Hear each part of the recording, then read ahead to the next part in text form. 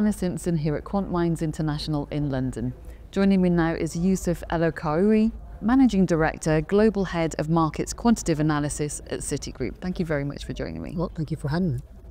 In your research on machine learning applications in finance, what are the most promising examples of how deep learning can enhance derivatives pricing models? Okay, I think we already spoke about some of these aspects last year, right? One of the most exciting things that we're doing right now is looking at accelerating the pricing of derivatives, and can do this with classical deep learning methods like neural networks.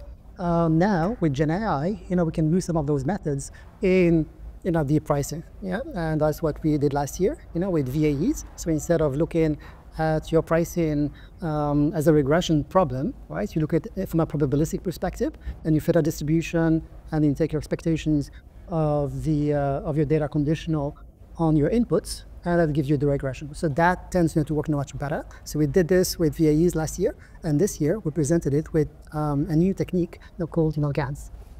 And what challenges have you encountered when trying to integrate machine learning with existing financial models? Yeah. GANs are beautiful, right? Obviously, GANs have been used in computer vision.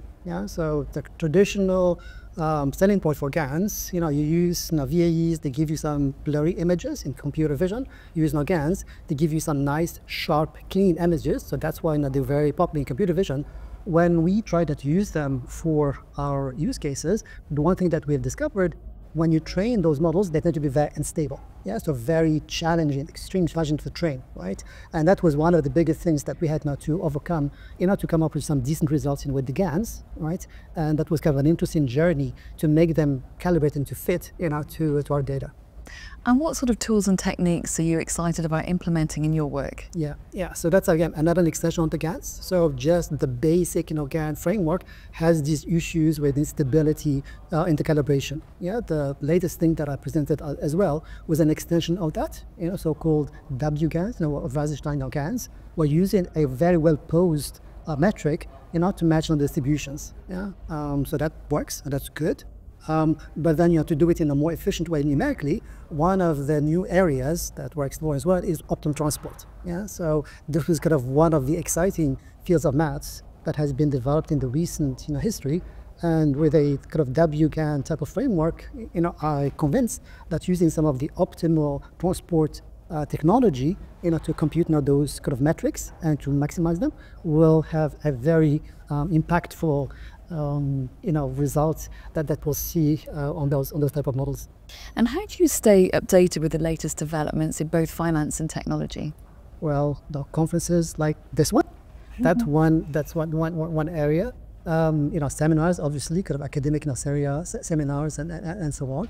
But the one thing that has changed in the last kind of decade is just the pace at which a lot of the working papers and research is published.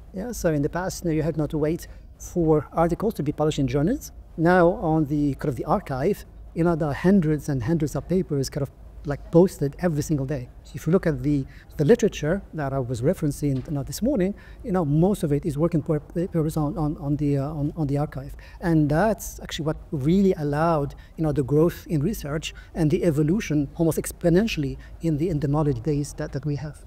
Youssef Elouerkhaoui, thank you very much for joining me. Well, thanks for having me. Thank you.